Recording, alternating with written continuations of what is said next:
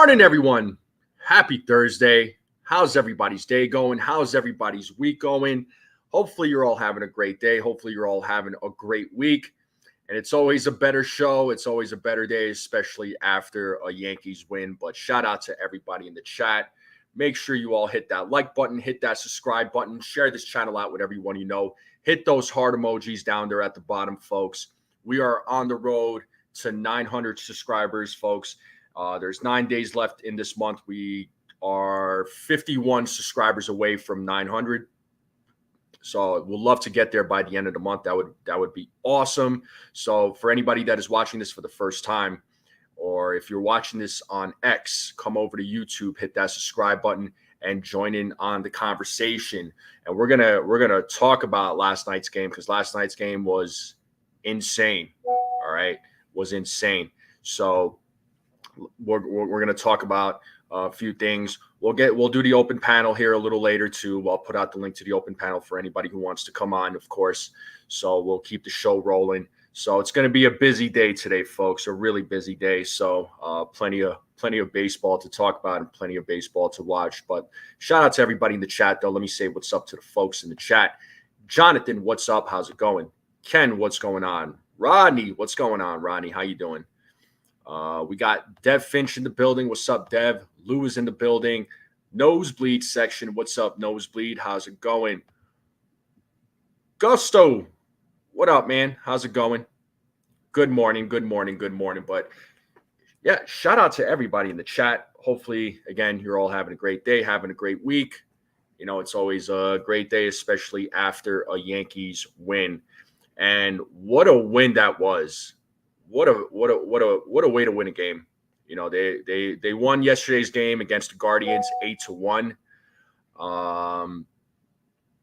And we needed that game from the Yankees, right? They needed that type of performance. So, you know, you got a great outing from Nestor Cortes. You got exactly what you wanted out of your starter. All right, so Nestor Cortes, real quick, because we gotta give some praise. We gotta give some love to Nestor Cortes. This is another excellent start from Nestor Cortes. You know, he got his ERA down. His ERA right now is at about 4. So this is what he did last night. He went 7 innings, gave up 3 hits, gave up no runs, didn't walk anybody, and he struck out 4.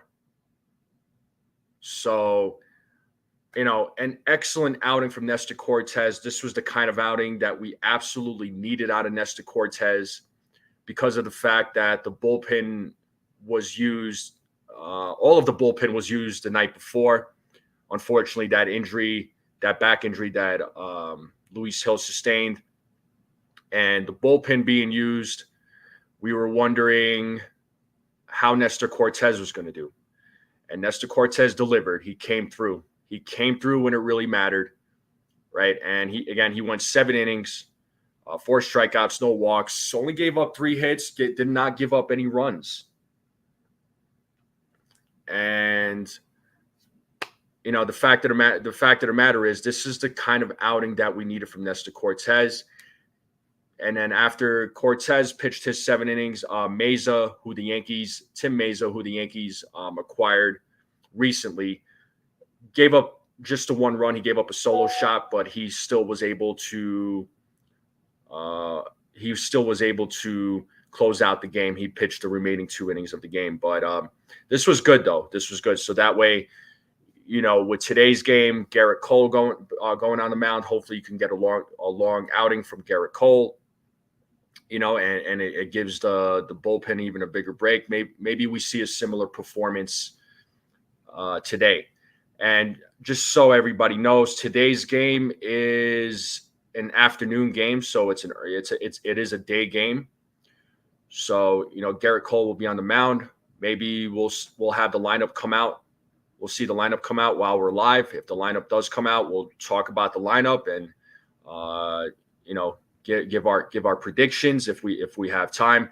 If not, we could always give our predictions during the play-by-play, which I will go live later on. I will go live for the play-by-play. So stay tuned for that. So that'll be a lot of fun. But yep, like I said, we got to talk about Nestor Cortes. He does deserve a lot of credit for yesterday's game. This was a great game. This was a game that they needed to win. They have a lead over the Orioles once again. The Yankees are 74-53, so they have the best record in the American League. So, things are looking good for the Yankees, right? When I say things are looking good, now they're 9-8 in the month of August. All right. And everything that they went through, every bit of struggle, all those games that they were losing, the players going to the IL. I mean, somehow, some way, this team is in first place. They're 74-53. They somehow have the best record in the American League. Thank goodness, the Orioles have been struggling. They are in somewhat of shambles as well. So, they have been losing games as well. So, hopefully we see the Yankees winning more games as we move forward. And then, we see the Orioles lose some games, and we can have somewhat of a lead against them. Like about, I would be happy with 4 games leading in that division over the Orioles. It would be great. But I still get this gut feeling that it's going to come down to the wire as far as who finishes at the top of the division. But we'll see what happens. We'll see what happens when all that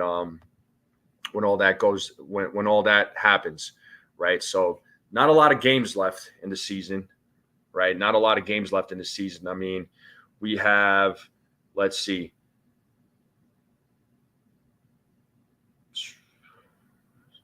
just trying to do some math. Yeah, 35 games left in the season. So 35 games left. When you really think about it, it's not a lot. So hopefully the Yankees can win the majority of those games. All right. And I see Jacob Petruzzi in the building. What's up, Jacob? How are things going, Jacob? Let us know. We got Greg in the building. What's going on? The big two come through yesterday. Nestor, great pitching performance. But the other guy, absolutely. And this was something that I was going to talk about in the show.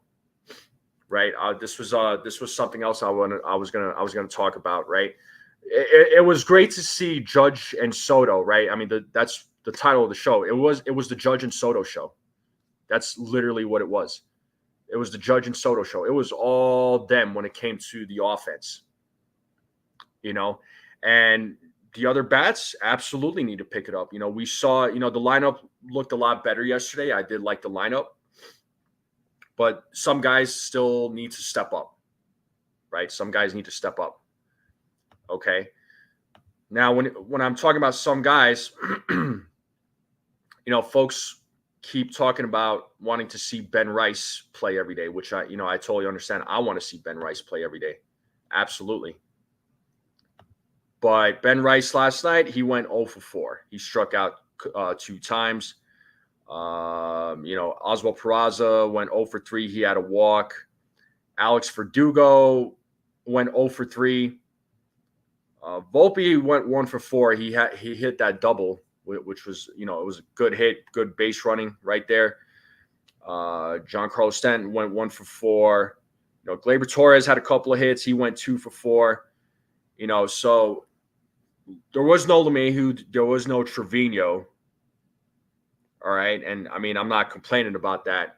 But again, yesterday's game was the Juan Soto and Aaron Judge show. They carried the offense. So, and to Ken's point here, he says the Yankees are the same team today that they were yesterday. Still lack of situational hitting, pitching issues in the pen. Starting issues still. Yeah, there are still some issues. There are some issues, absolutely. Right? So there are things that they still absolutely need to improve on. And Jacob, yeah, just text me later, man. Have a good day at work, all right? So, I mean, Judge and Soto again. I'm glad they won. Obviously, we're all happy that they won. It was 8-1. The Yankees. It was the Juan Soto, Aaron Judge show. That's what it was. It was those two that carried the offense. But the other bats need to pick it up. They have to pick it up. It can't just be Juan Soto and Aaron Judge. As much as we enjoy it, as much as we enjoy the back-to-back with these guys, it can't just be these two. The other bats have to absolutely pick it up. Yeah, Dev. I mean, the Yankees need to play young players more than the old players. Sure. I mean, I'm not disagreeing with that, but the young players need to step up.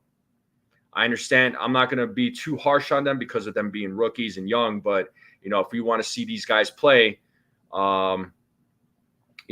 have to step up. All right, they absolutely have to step up.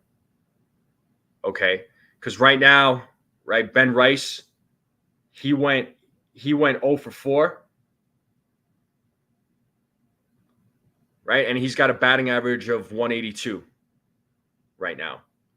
So, a lot of folks are complaining about DJ LeMahieu, right, and rightfully so. But Ben Rice needs to perform better at the plate. He has to perform better at the plate. All right, so hopefully he can make improvements. But I don't know if the organization trusts Ben Rice. I'm not sure. What's up, John the Beagle Dad? How you doing?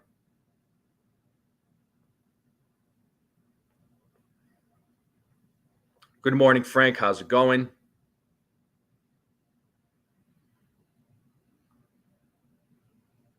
Yeah, Frank. I mean, I'm happy Nestor came through. I'm happy he won. But yeah, I that's what I'm saying. They need more than just Judge and Soto.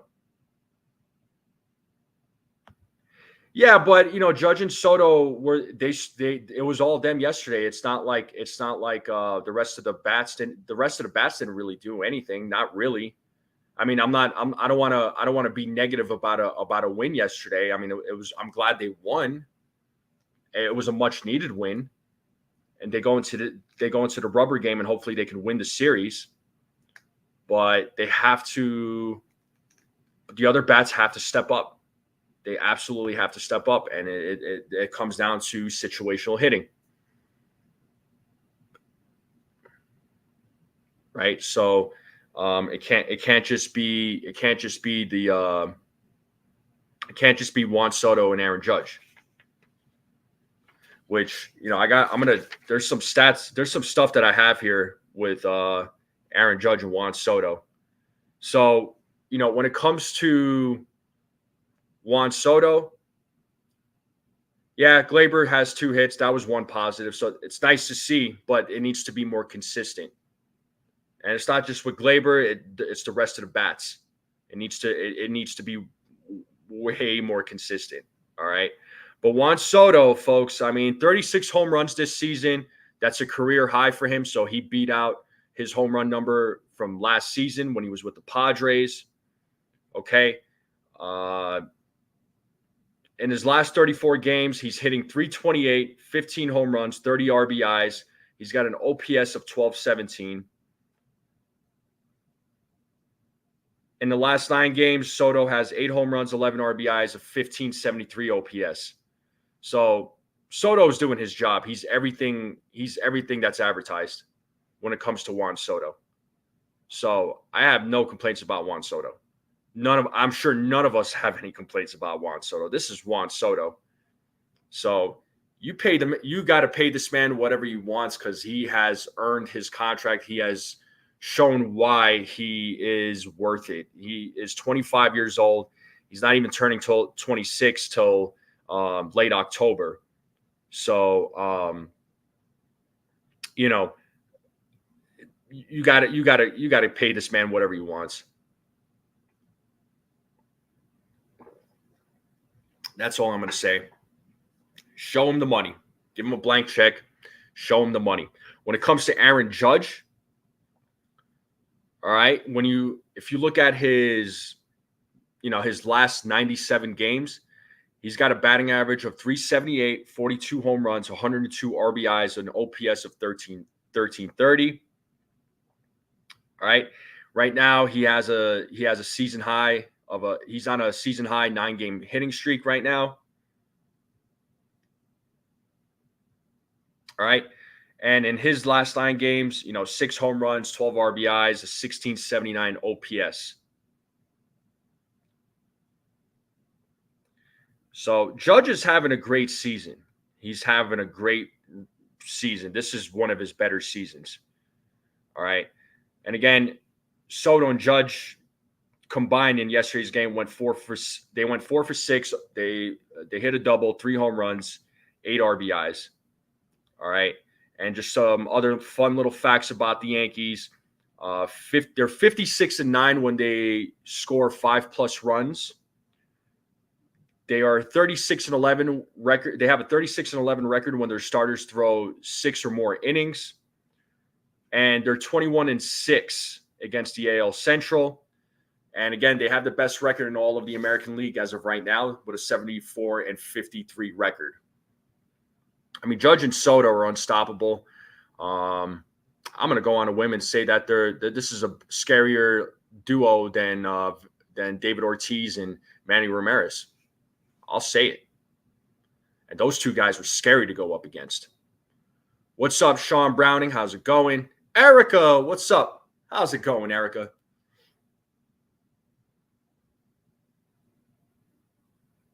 How's it going?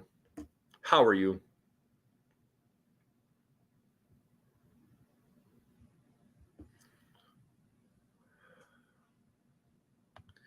Get to some of the comments here. Ronnie says, I don't care about a home run record. Judge was spent during the playoffs. I mean, yeah, listen, his stats are great, but he knows it. He knows those stats are great, but he knows at the end of the day, it's World Series or nothing. He doesn't want to have a conversation if there's no World Series. And I hope he gets his, man. He deserves it. He has to get it.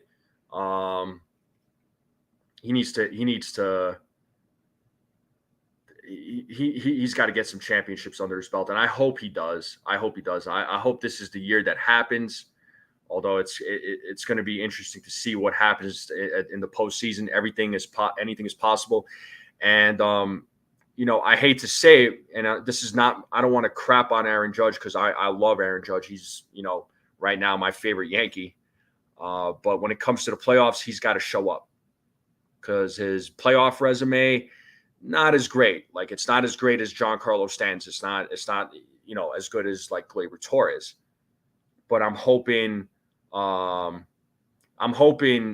Judge in the postseason comes through. I really do.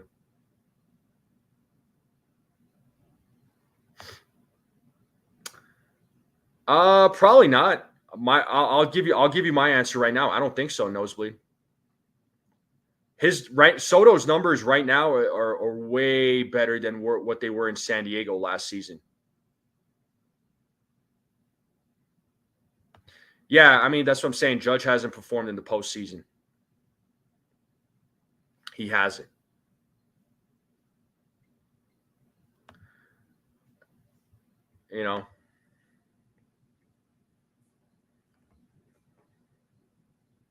Yeah, A-Rod struggled in the playoffs too, until 2009. All right, so Erica lost in the playoffs, she said. Last league ends on Friday, and then it's flag football season. She does not stop. She is active. I love it. She's just going out there competing. She's just like, I'm not staying still. I'm not staying home. I am going to continue playing. Good for you, Erica. Yeah, I mean, Judge does help. He does have help, which is good, right? That's great. I'm glad. I'm glad. Judge has help. He's got Juan Soto, but not only Juan Soto. He's got Austin Wells. Austin Wells. Right after Aaron Judge, it should be Austin Wells at that number 4 spot. It should not be Giancarlo Stanton, and I'm not taking anything away from Stanton. Stanton is still a scary hitter, but Wells is the guy that should be hitting number 4. Plain and simple. He should be the one hitting number 4. And I don't think that's even a debate. Honestly, it should be him at the number 4 spot, Austin Wells. And hold up. And it looks like I got Erica waiting in the back. She wanted to come on and share her thoughts. You ready to go? She's ready. She's ready to rock out. Hold up. What up? Get DJ LeMahieu off of my team. I just wanted to come in and say that, please. Oh, man. Well, she made her statement. Oh, my God. I just found out. Well, I just read that Rizzo is going to be playing rehab start in Somerset. And I know that that's not the best solution. But right now, over Ben Rice and DJ LeMahieu being forced into this lineup, give me Rizzo. Like, just give him to me. Because I cannot stand to watch him at bat especially with runners on. Like, I just can't. He it's so frustrating. You know, I was texting you. Yeah. Oh yeah. The fact that Cabrera is not starting over him, I understand that DJ is the better option at first base. But Cabrera, like, you got to give him a shot. You can't keep forcing this guy into the lineup. And I hate that Boone's like, oh, it's frustrating, but, we got to ride it out. No, you don't. No, you don't. Like, stop saying that you have to ride these things out. Dude, we're getting to the nitty gritty, get people reps that are going to make an impact in the playoffs. And that's not going to be DJ LeMahieu. I'm sorry. Anyway. All right. Well, there you go. You heard it from America. She has made her feelings known about DJ. I mean, yeah, I know, look, Rizzo is going to make his rehab starts. And Lou, like, listen, I understand Rizzo. He did suck before his injury, but it's not like some of the current guys that the Yankees have right now are doing any better. I'd rather have Rizzo over DJ at this point. A lot of people may disagree with me, but I'd rather see Rizzo over Ben Rice right now. Yeah, I totally understand you, Lou. Like, you have very valid. Rizzo is not, again, like I said, he's not the greatest solution, but you rather keep running out DJ LeMahieu and Ben Rice. Ben Rice got figured out, he was a cool story for a little bit, but he still obviously needs to, get better in the minors or whatnot. There's make the adjustments. And DJ LeMahieu is just not good for the last 2-3 years. So, what else do you have? Yeah, I mean, well, in DJ's defense, I mean, last season, he was starting to turn it around in the second half of the season. We saw some better signs from him because when they had Sean Casey as their hitting coach, I'm like, all right, this dude's coming around. He's coming back. I was like, okay, he's somewhat turning him into like the old DJ. I'm not saying the 300 hitting DJ, but he was starting to hit a lot better. I was hoping that DJ was gonna show up this year. I was hoping he would hit like in the mid 200s, like 240, 250. I would have taken that from him all day, but unfortunately, that's not the case with Ben Rice. I mean, right? He went 0 for 4 yesterday. He went 0 for 4. His batting average right now is at 182. So it's like, okay, him and DJ are like really, I mean, you could say DJ's better, but not by much. It's not much. So it's not like neither one is really contributing. So, I mean, Rizzo, he wasn't great before the injury, but it's like, at this point, I'd rather have him. It just sucks that first base is kind of it's a little bit of a glaring hole right now for the Yankees. Dude, so DJ LeMahieu in the last 7 games, batting 130. The last 15 games, batting 239. Last 30 games, batting 183. Like, this is who he is. I'm sorry. Either he's playing hurt or he's done, man. He's washed. Like, that's it. And let's I would honestly at this point, I know Ben Rice is struggling mightily, but I almost rather have his bat in the lineup over DJ LeMahieu. Like, it's just I don't know. Or just start giving reps to Cabrera. I know Cabrera is not a first baseman. I get it. Okay. I understand the chat's going to say, DJ's a better fit at first, considering, our infield is atrocious as it is defensively. But give him some reps over there at least. Like, I'd rather have Cabrera's bat in this lineup during the playoffs than DJ LeMahieu's. Like, it is what it is. And or we just got to hope for a miracle that Rizzo comes back and just mashes. I need Rizzo to be just like a 260 hitter. That makes such a massive difference. When you're getting a guy that's producing at a 136 average, or you get a guy that's like a 250 hitter, like that's such a major difference in this lineup, especially at the bottom. So I don't know. I'm just every time he comes up to bat, I'm just like, dude, we're really he gained like another 7 lives after his legacy game against the Phillies. Yeah, well, I mean, if it wasn't for him, that Phillies game, I'll say this: if it wasn't for him, it probably wouldn't have swept that game or that series. I mean, you wouldn't have. I understand that, but I'm saying, but I get where you're coming from. You lengthened his leash again just because of one game. It's just, come on, dude. Yeah. No, it was a good game for him, but yeah, real quick with Ben Rice's numbers, if we're strictly talking batting average, so last 7 games, 17 at bats, he's got a .059 average. Last 15, he's got a 1. His last 15 and his last 30 games, he's got a batting average of 150. So it's bad. Those numbers are not great. So both him and LeMahieu, I'm sorry, but it's not like either one is contributing. So for me, it's like, you know what? Pick your poison. Which one would you rather see play? I know a lot of folks are going to say Ben Rice, but he hasn't been hitting. What was that? I said Yandy Diaz, but we didn't trade for him. Well, who knows what they were asking for, because it was a seller's market. But we could. I'm just being petty. Yeah, I know. You're good. It's all good. I give my dog a treat. Give me one second. No, you're good. Go. Yeah, take care of the dog. Erica will be back here momentarily. Well, Lou, I mean, Rice was getting he was playing consistently.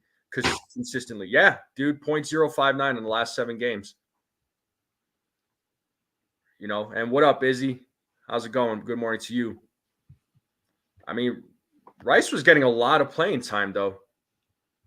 I mean, to say that he wasn't getting consistent playing time, he was getting a lot of consistent playing time. It's just after he hit 3 home runs against the Boston Red Sox, his bat cooled off after that. It did, and that's not a knock on him. It's just, he's just still a young rookie. I mean, I know Nosebleed was asking, do you bring up TJ Rumfield? I wouldn't personally. I mean, maybe you can bring him up for next season and bring up Rizzo when he's back, because I think the inevitable is going to happen. I think Rizzo's going to come back and they're going to send Ben Rice back down. Yeah, and I'd rather see Rizzo get the majority of the playing time over DJ. That much I will say. And real quick, shout out to my guy Ronnie for gifting a membership. Shout out to you, Ronnie. You are the man. Ronnie's just been very generous, just gifting folks memberships. So if you did get a membership from Rodney, make sure you all thank him. All right. How does that work? How does this membership thing work? I know I have one. Thank you, Rodney. I'm pretty sure I think he was so you could gift people memberships. There's like I don't know if you're on your laptop, but it's like right next to, let me go on my phone. I can walk you through. No, I don't. So Ken, you said, am I completely confident? Volpe, it is what it is. Verdugo, no. I think the Martian should get some playing time when he gets called up in September, because that's what he's going to be back. Mm-hmm. Torres is the best option at second right now, because who else do you plug in there? I mean, you could put in Cabrera, but I still would rather keep Torres in the lineup because he's actually not that bad if you look at his stats. He was 2 for 4 yesterday. He got a couple of hits. Peraza is still a work in progress. I like him defensively better than Torres, but offensively, he's got to figure things out. I mean, he's only been up here for a week. And and DJ LeMahieu. Like, you're sacrificing the bat then at that point at the bottom of the lineup. So confident, not the most confident, but Volpe and Torres are the least of my concerns when you have Verdugo and DJ LeMahieu doing what they've been doing for however long it's been now. Yeah. Yo, TC Steels, what's going on, bro? Good morning to you, TC. How's the morning treating you? And shout out to Egyptian Magician. What's going on, man? Good morning. TC was on with me yesterday for the pregame, and yeah, we rocked out for almost a couple of hours. So shout out to my guy TC. But yeah, nosebleed sections. This is his answer to you. So okay. Yeah. So as far as like super chats and memberships and stuff like that, and that's how you do it. So yeah, it is the $ next to the emojis. But yeah, I can't wait till some of these reinforcements start coming back for the Yankees. Because a lot of these guys are getting their starts at like AA Somerset. Some of the pitching, like Cody Poteet. Lou Trevino's been pitching. Scott Efros, he's been pitching. Clark Schmidt's about to start his. Ian Hamilton's about to start his. Hopefully we see, Jazz Chisholm. It sounds like we're going to see him sooner rather than later, just based on how the talks are happening. So even though Aaron Boone kind of shut that down a little bit, because he was so Jazz at the Little League game was saying that he feels healthy, he's ready to get out there, but he has to wait the 10 days. And Aaron was like, take that with a grain of salt. So it's like, I don't know what to believe. Yeah, well, I think what I think is he wants to be sure that he's going to come back. They don't want to say, oh, he'll be back on the stand and then go back and be like, oh, actually we were wrong. Like here's what's good. So, when it comes to the injuries, you gotta be careful what you say, because us fans, how it is. We're ready for these players to come back, and when they don't, we're let down. So, and shout out to Nosebleed for gifting a membership. Thank you, Nosebleed. So whoever got the membership from Nosebleed, if you're in the chat, make sure you thank him. Shout out to you, my guy. Thank you so much, man. But yeah, exactly. Without Judge and Soto, the rest of the lineup equals 0 runs. Cortez saved the day. Yeah, Ken. I mean, this was exactly when I was looking at the box score yesterday. I was like, it was all Judge and Soto offensively, and Cortez. Yeah, he saved the day, and it's not like the other bats came through. I mean, yeah, a couple of guys got hits, but it didn't really turn into anything else. So, the other guys need to step up. I like the lineup better yesterday, absolutely, but the rest of the lineup didn't really do much. So, if we're not wanting to see Trevino and Verdugo or DJ LeMahieu, these other bats need to absolutely step up. And I'm curious to see who's going to start today, because today's game is it's an afternoon game, and I'm doing a play-by-play for that. And so, yeah, I don't know what you're doing, but if you want to jump on, feel free. And Ken, I know you're in the chat. If you want to do the play-by-play, let me know, man. Love to have you on as well, so we can see your little strikeout poses. So let me see something. So Cole starts today, which probably means Trevino is playing. So he gets to play 2 out of the 3 games this series, which again annoys me. And we're facing a righty. So let's see what they put out there. I'm sure it'll come out while we're on the stream. Right. I'm going to say pencil in Trevino because Cole had a great start last time. He likes pitching to Trevino. And our lineup. Just screw that, right? Like, it's going to be Judge and Soto again doing most of the work. Yeah, hopefully. I mean, hopefully that's not the case. Hopefully we're surprised. Hopefully a couple of unknown names do something in today's game. It's not just Soto and Judge, because it can't just be those two.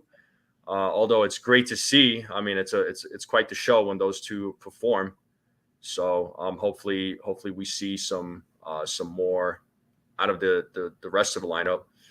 Albert Wheeler, what are we saying? The reinforcements, how fast do they start playing up to par? I mean, the thing is, it's going to take these guys to adjust a little bit. I mean, as it does with every player that comes back from the injured list.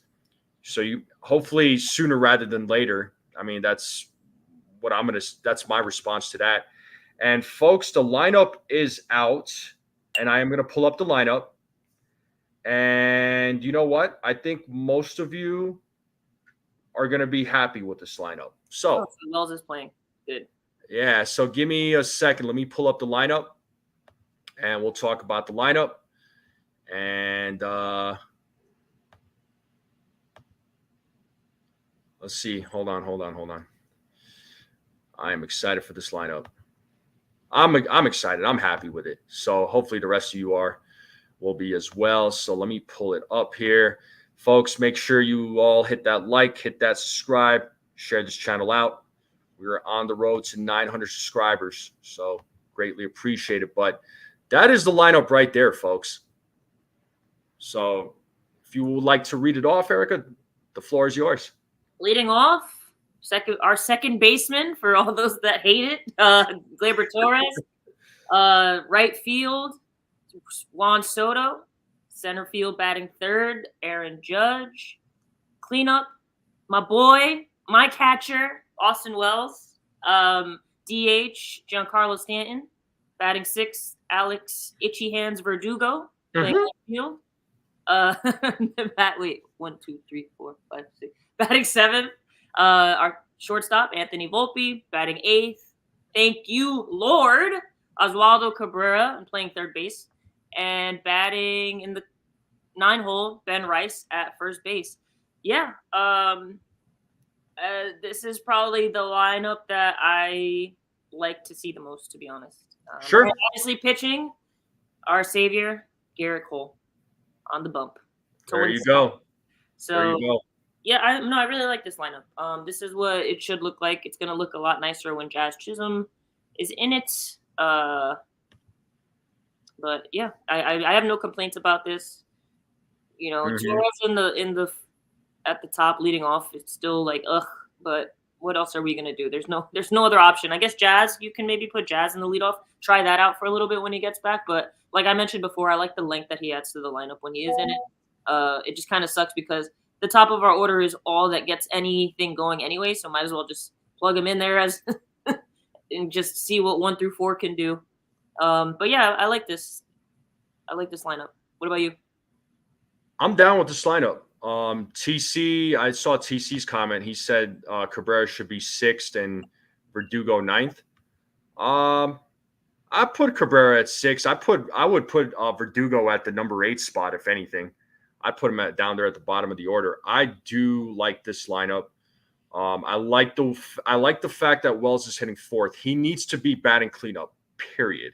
He needs to be batting cleanup. Giancarlo, his best spot is number 5, although, I'd rather put him at 5. I would definitely not put Verdugo at 5. That's for sure. I'd rather keep Giancarlo there. I might even go as far as saying, maybe even put Cabrera at the number 5 spot, honestly, because Stanton really, I know he just came back. I know it takes him a while to really get back into the swing of things, but I almost would put Cabrera up there right after Wells too. I mean, but Verdugo, I would put him at the 8th spot, honestly. Just the way he's been hitting. Verdugo has been hitting poorly. Atrocious. Was that? It's atrocious to watch. Yeah. So, but there's no Trevino, which I know a lot of fans are happy about. There's no DJ LeMahieu, which I know a lot of fans are happy about. And hopefully when you get guys like John Birdie and Jazz Chisholm back, hopefully these guys. We know Jazz Chisholm. We know what he brings to the table. Hopefully John Birdie can bring that, because that's another name that we forgot to mention was John Birdie. That guy. Where do you play him? Because you got both him and Rizzo coming back. So, how do you fit these guys? But I think. But all I know is that whatever happens, I mean, I hate to say it, but you can't play DJ. He's got to be a guy that comes off the bench. He's got to be a bench guy. John Birdie takes DJ's spot. Hey, I'm DJ 2.0. Like, if you really look at what he is, like, you know what I mean? Like, he's a utility guy, but he has speed. So it's like I'd rather have that coming off the bench than DJ LeMahieu, especially in the playoffs when you need that speed guy coming off the bench. You need to have those weapons. So I don't know. Yeah. It's going to be a tough decision for sure for Aaron Boone and the front office. It shouldn't be as tough as it is for, it seems like an easy decision, but when a guy like that's making that much money, I feel like you just cut, it's more like a pride thing. Like you got to keep putting them out there and having them figure it out. I'm like, no, you can't. we can send him down or do whatever the hell you have to do with him. I don't know. Just he's not adding any value to this team, unfortunately.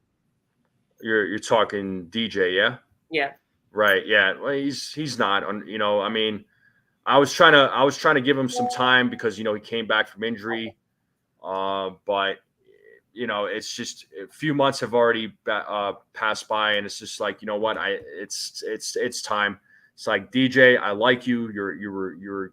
I still say you're a good player, but you're not the player that you once were. Unfortunately, age catches up with athletes.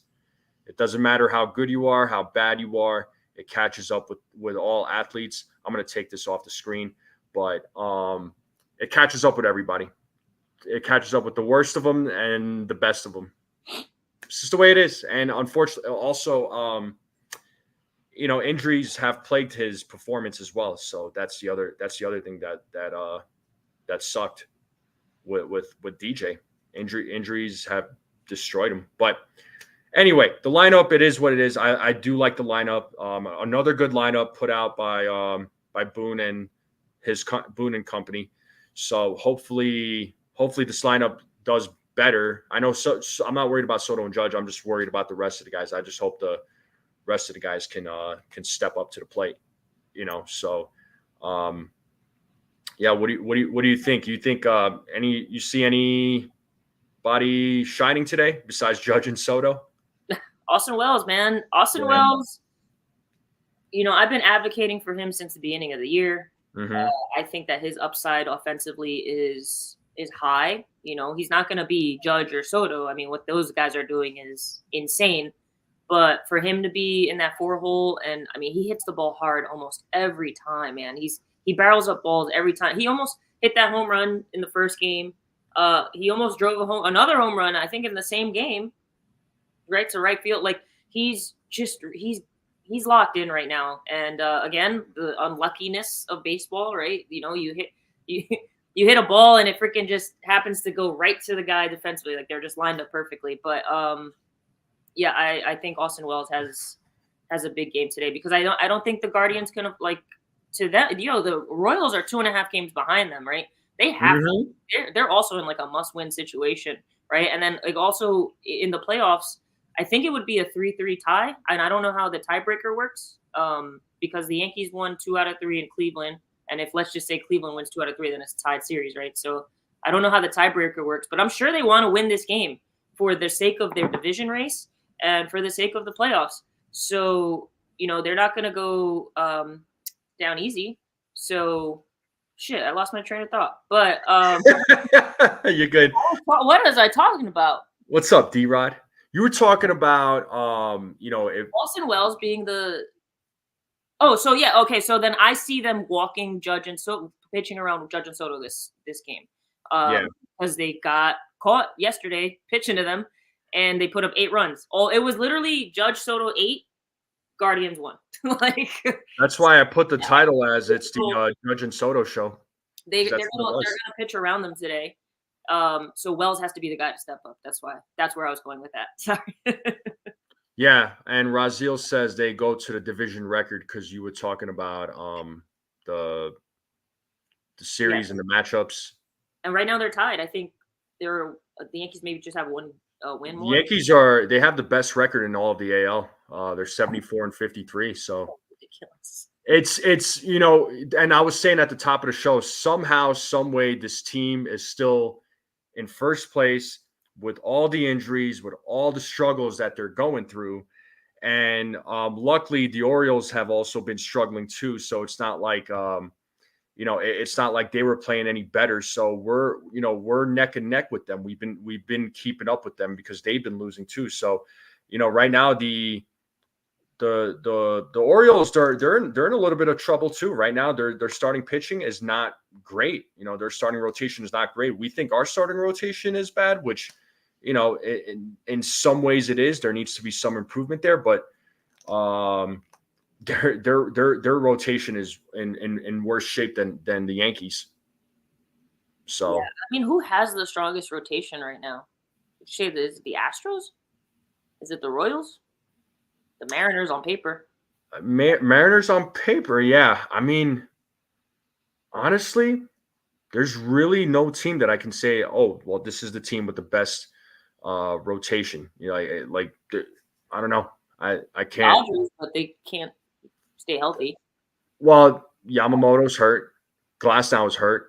I mean, Kershaw just recently came back, but we know Kershaw. So and Paxton, he's on the Red Sox. Oh, my fault. Red Sox. He was with the This guy gets moved around too much. Damn it. but either way, Paxton gets hurt all the time. That's funny. The Dodgers thing. We said Glasnow is a ticking time bomb. That dude can't stay healthy. What's wrong with him? I haven't even looked. Who's that? Tyler Glasnow. What's his injury? I think it's his arm. I want to say he's just made of glass. That guy. That's the problem. And Patrick, Astros and Diamondbacks. Yeah, I mean, Diamondbacks are a team to watch out for. Things are clicking with the Diamondbacks. That's a team that you should fear. Okay, Ken said it's a shoulder strain. Yeah, we knew. We called it. I mean, I feel like everyone called it. The Yamamoto thing, it's like, dude, if he gets injured, obviously they pitch every 6 days, right? Like things will catch up to you in the majors or the major league than it would in Japan. And Tyler Glasnow literally has never been healthy a full season. So no, Walker is prone. Kershaw is older, so I don't. Yeah, there's. Anyway, I didn't mean to talk about the Dodgers. I'm just like thinking out loud. You're good. Besides, I know we talk a lot of Yankees, but I mean, I'm down to talk other things, baseball too. So I have no problems with that. But yeah, I mean, yeah. So Patrick brought up the Astros that their pitching rotation is because they're playing a lot better than where they were in the beginning of the season. So you might see, you might have to worry about the Dodgers or the Astros. So that's a team you might have to worry about. So, we'll see. We'll see what happens. But what do you got? Let's start talking some predictions. What do you think? And I'll ask the chat too. What do you think Gerrit Cole is going to do today? Gerrit Cole, man, the lineup is pesky.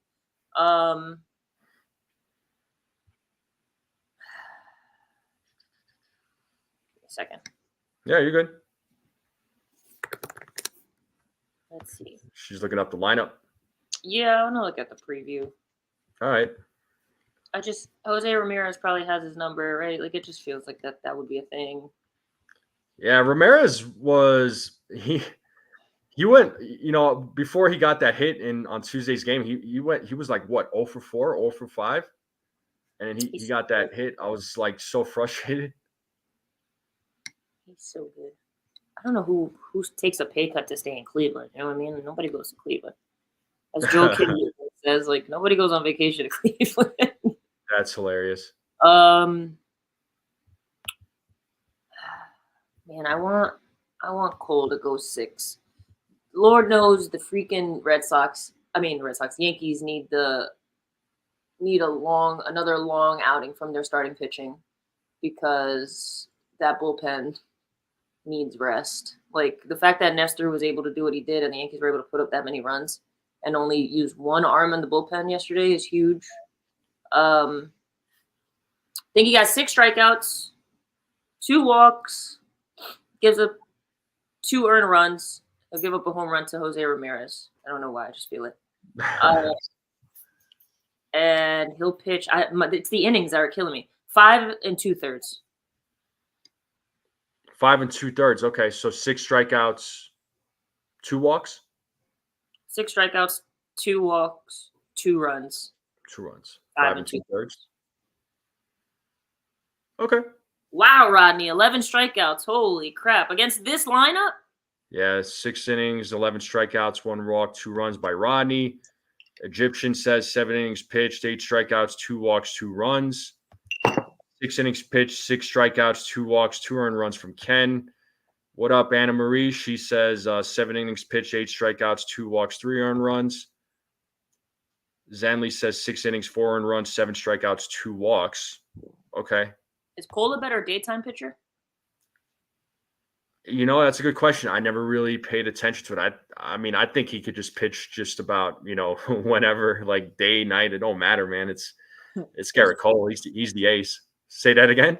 There's a stat for everything, though. There is a stat for everything. You're absolutely correct. Nosebleed section says 6 innings pitched, 1 walk, 8 strikeouts, 2 runs. Okay. TC Steals. Ronnie says reverse psychology, Erica. TC Steele says 5 innings pitched, 7 strikeouts, 3 walks, 4 earned runs. Yeah, Dev likes when I have a co-host, huh? Well, there you go. Me and TC are on the same kind of wavelength. He's like off. I think he's like Price is writing me. You know what I mean? Like I say 5, he's like 5. I say 6 strikes, he's like 7. 2 walks, 3, 2 earned runs. Come on, TC, you're like $1-ing me. What's going on here? That's funny. Raziel says 6 innings pitched, 2 earned runs, 5 strikeouts, 2 walks. Albert says 7 innings pitched, 4 hits, 29 strikeouts for real. Come on, man. That had to have been a typo. 3 runs. Cole's on a pitch limit. No, he's not. So 4 innings, 3 runs, 6 strikeouts. I wouldn't say he's on a pitch limit. If he was, I don't think he'd. Yeah, I don't think last game he had 95, 96 pitches, so I don't think there's a pitch limit today. Yeah, he pitched mid-90s. I think he's going to go, you know what? I think he's going to go 6 innings. 6 innings, I'm going to say he's going to give up 1 run. 6 innings, 1 run. He's going to go 6 strikeouts, 2 walks. 1 run? I'm telling you, Jose Ramirez is going to hit a home run with Stephen Kwan on. Oh, boy. Oh, boy. Here we go. That's my 2 9. Yeah, no, it's all right. 9 strikeouts by Albert. Okay, that's what I thought. I was like 29. That looked like a typo. Nosebleed thinks he's going to go 102 pitches. I like it. Yeah, I'll take 102. If he's going to throw 102 pitches, then I hope that he goes 6 innings and not 5 2/3. But yeah, for sure. Yeah, I mean, yeah, as long as Cole has a solid outing, just like Nestor did, I will take that. The bullpen should be pretty rested. I mean, they only used Tim Meza yesterday, and they used him for 2 innings. When did we get him? Last week. It was like last Friday. Oh my God, why do we have this garbage from Toronto? Like, they needed a fresh arm. He was a lefty. Tim Hill was the only lefty in the bullpen. I mean, not an attractive name, but the bullpen, as we know, they're worn out, but they need a fresh arm. So I get it. Like I do. It was more like a reactionary. I was just like, when the hell did we get this bum? Like I was just like, what the hell? He was just in Toronto blowing games. What is this? But I do know that they put him on waivers or whatever. DFA'd him. He might get DFA'd once to get some of these wants to get some of these pitchers coming back. But it's such oh my God. I remember in MLB The Show, he had like a diamond card. It was one of those prospect diamond cards. So I thought this guy was going to be a stud, and he just didn't pan out. Yeah.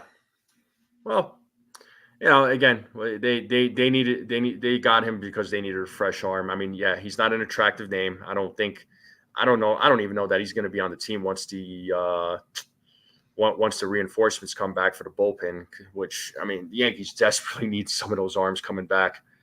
Oh my God, they need some of those arms coming back.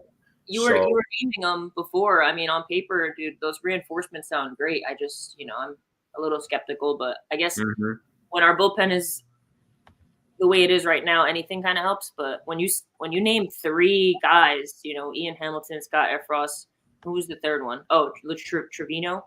Lou Trevino. Maybe they use Cody Poteet in the bullpen. Who knows?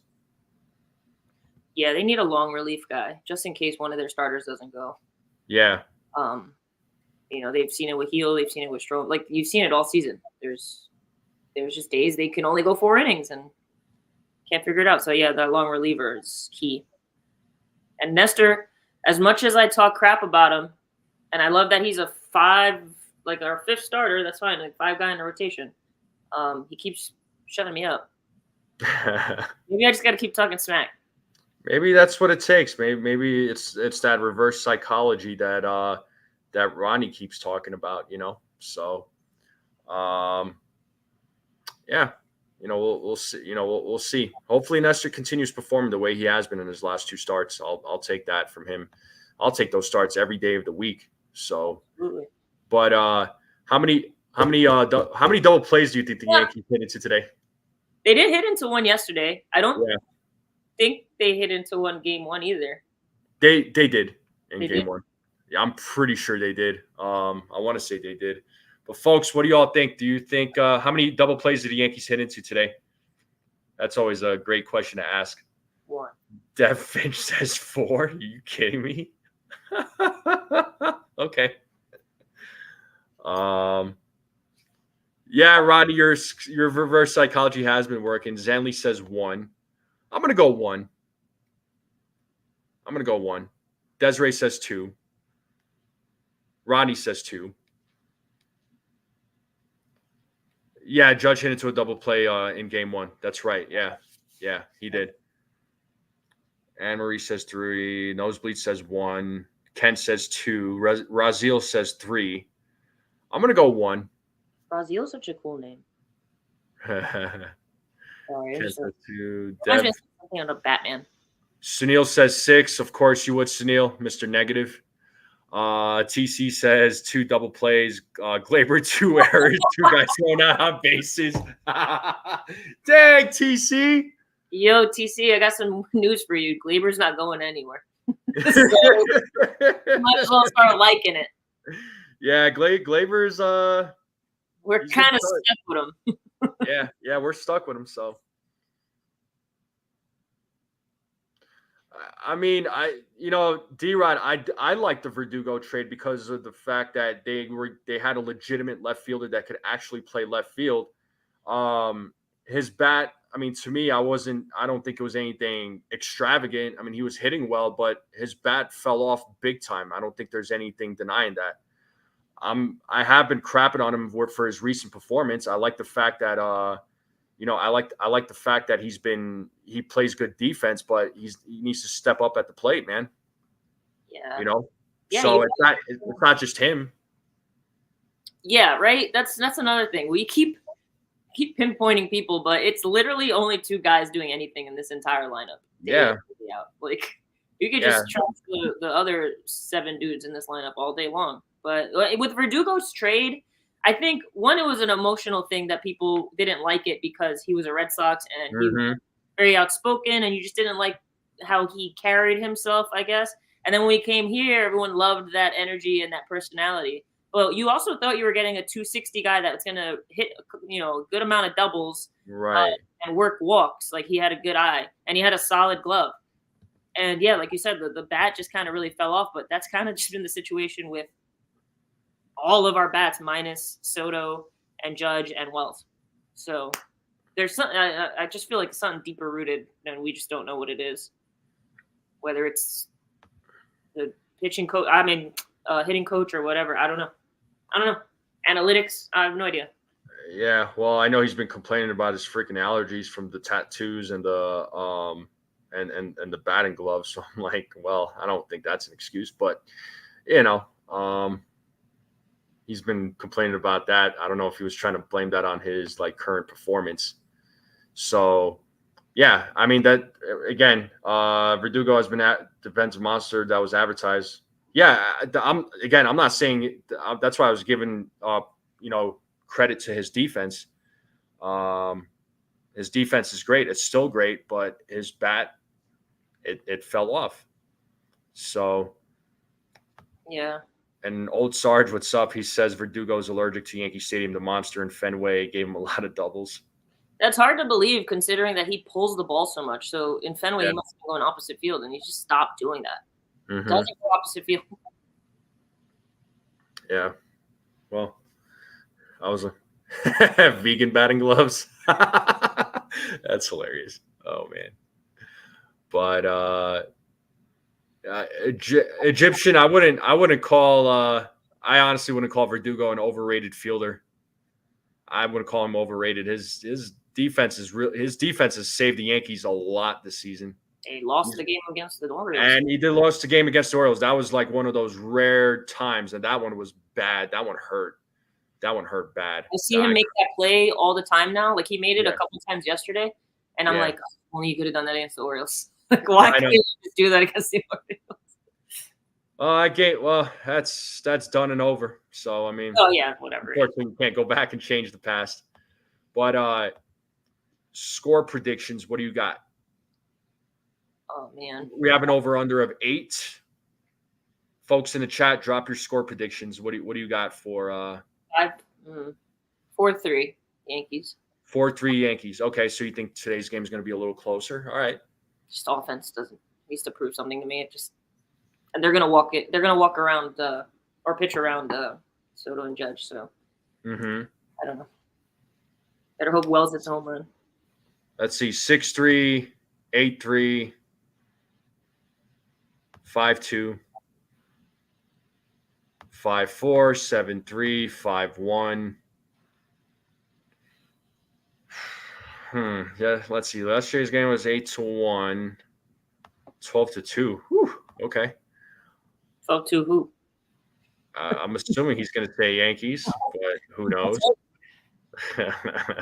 Judge is hitting 2 grand slams today. Oh, 7-5. All right.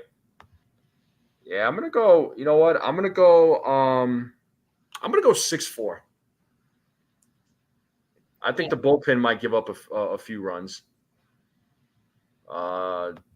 Assuming the bullpen gets used today, unless if Gerrit Cole can go give a long out, get one of his long outings. But Joe's saying 2-1, 9-1 Guardians reverse psychology here. Rodney, I'm telling you, if they go 9-1, man, and the Guardians win, we're gonna have a conversation, sir. Hey, Mr. Barrows. How are you, Mr. Barrows? What's going on? No, dude, if you're dealing with get better, man. Yeah, feel better. Yeah, get better. I price so Ken went 6-3. Yeah, I went 6-4. Yeah, I price is right at you. So yeah, Cole definitely needs to pitch a gem. Stan's been back for how long now? It's been a month now, I think. Pretty sure it's been a month, a little over a month. About that time. D-Rod, and when Judge was sucking, they were saying that Judge was done, and this was Juan Soto's team, and he was worried about Juan Soto being on the team because he's getting all the glitz and glamour. So, I definitely was not one of those fans that was hating on Judge. So I just want to take a moment you're good for my appreciation of Juan Soto. Oh, it's I do too. Really hard if they don't re-sign him for me to move on because I can't imagine this season without him. Like you take one of them out of this lineup, and we would probably be under 500. Yeah, for sure. I really hope they need to see that they need to keep him. Like in order for Judge to continue success, Juan Soto needs to be in front of him. Because this lineup, this team is not going to be fixed in the off season. It's going to take a couple of seasons before it gets fixed. So Juan Soto needs to be a part of it. Oh, Juan Soto absolutely needs to be a part of it, and you give that guy whatever he asks for. Plain and simple. Just just give him whatever he asks for. So, what's everybody? What you got for breakfast there? Did you go out and did you go work out this morning? Are you asking me? Yeah. No, I think I'm gonna take the day off today. All right. I'm exhausted. Yeah. I So, feel it. and the workout today is pretty rough. I don't know if I want to do it. So, What's everybody snacking on today? What's everybody eating? I know today's game is a little bit early. Usually it's a dinner question, but what are y'all eating for lunch? I know it's going to be a lunch, maybe a late breakfast for some of you. I don't know what you all planning on having. I need to take some chicken out of the freezer, and I'll make some chicken wraps later. Ooh, there you go. Roasted peppers with fresh mozzarella, Mmm. balsamic vinegar, like a honey balsamic vinegar. It's really good. Yeah, it does feel like Uno. Reverse. So brunch is at 11. Simple ground beef. Go shop tonight. My curbside at Walmart. Nice. Okay. The beagle's so cute. What's your beagle's name? Yeah, the beagle. He says he's got some cuter pictures apparently. So That's a really cute picture. yeah. Ronnie said he just woke up. Yeah, it's still early for you and TC. Ooh, Oreo cookie cheesecake for lunch. Wait, what? I heard Oreos and I heard cheesecake. Who is saying this? Rodney. Yo, my guy Jason. What's up, man? Shout out to my guy Jason. What up, Jason? Oreo cookie cheesecake? Yo. Now I want some. No way, dude. Not for lunch. That's a after dinner. Oh, I'll eat it for lunch. I have no shame. I'm not a sweets person, so that actually like turns my stomach. Yeah. Oh, but it sounds delicious. I just can't eat it at that time. Oh no, not me, man. I'll eat it. I don't care if it's late at night. I don't care if it's for breakfast. I will eat it. Eggo waffles, nice. Hell yeah. A lot of coffee, nice. Also, hell yeah. Fruit bowl with yogurt, cool. Hell yeah. Cereal, yo. Frosted Flakes, baby. I like cinnamon toast crunch. Yeah, yeah, that is my Euro. Okay. With lamb or chicken? Because I don't respect people that eat it with chicken. I'm sorry, it's got to be lamb. Lamb is my language. I can relate to. Lamb is. Oh, lamb is our thing. Oh, lamb is our thing. We eat chicken, but lamb is our thing for sure. Ground beef, lamb, like that is our thing. Yogurt. Oh, I'm sorry there, Desiree. Yeah, I know you had dental work recently. I hate the dental. Spicy red shrimp on a bed of white rice. Hell yeah. All right. Sorry. She's going Stone Cold Steve Austin. Give me a hell yeah. Oh yeah. Grilled cheese with tomato basil soup. That's American as F. Yeah, for sure. Box of Krispy Kreme dough, TC. Ham wrap, protein bar, and fiber bar with a body armor drink and peach tea. Damn. Yeah, RIP your bathroom. That's all I gotta say. That's crazy. That's crazy. You can eat pizza anytime. So can I, man. Pizza in the morning, pizza in the evening, pizza. Yeah. Breakfast sandwich. Nothing wrong with that. There, everybody's lamb chops for breakfast should be a thing. That's more of a dinner thing for me personally, but that's me. I love lamb chops. I really do. They're so good when they're cooked right. Oh my god. Yeah, yogurt with gummies toppings. All right, D-Rod. But yeah, no, a lot of good. D-Rod is just naming all of the meals of someone that loves the devil's lettuce. He sounds like the guy from Half Baked, and he's like, yogurt with gummies, man. Lots of water. Oh my god, that's funny. Oh man, yeah. I still, Stephen B. Man, are you making any cheesecakes for breakfast or for dinner? Because he makes those homemade cheesecakes. He says he's gonna send me. He's gonna send me one in a Tupperware with dry ice, I guess, and box it up and overnight it. I'm like, bro, I'll whatever the overnight price is, like, I'll Venmo you the money, like, for the overnight, because that's pretty awesome. and I will eat it on camera. I'll eat it live. I'll be like, yo, this is some dope cheesecake. So Jason says, give me a bacon, egg, and cheese sandwich and a cold water for breakfast. And I'm a happy man. No doubt, man. Yeah, I got my water here, so I definitely drink plenty of water, and I'm going to have to drink plenty of water before I get my brains beaten tonight. So that's going to be a lot of fun. So I'm not going to pull up D-Rod's comment, but that is hilarious. Oh, my God. Oh, of course he would say something like that. Yeah. Oh, Stephen B, trust me, once you send that cheesecake, I will eat it live. I will eat it on camera, and I'm going to make it happen. Have I ever had Italian ricotta cheesecake? I don't like it. No, I have not. I like the cheesecake with cream cheese. Like, I don't like the texture of it with the ricotta one. I don't know. Yeah, no, I have never had that before. So, no, never had that before. But yeah, cheesecake. Yeah, I'll eat cheesecake any part of the day, breakfast, lunch, dinner. I'll have it before meals. I don't care. I have no problems with that. So, but anyway, all right. So, holy crap, we're at 10:41. Man, time flies when you're having a good time, huh? I guess so. Yeah. How you guys got? I can't see it because I'm not. How many what? How many likes are you at? How many likes? I'm not sure. I'd have to check. But for anybody who hasn't hit that like button, make sure you all hit that like button, hit that subscribe, share this channel out with everyone you know. I would greatly appreciate it because I am going to put the link to the open panel. So for anybody that wants to come on.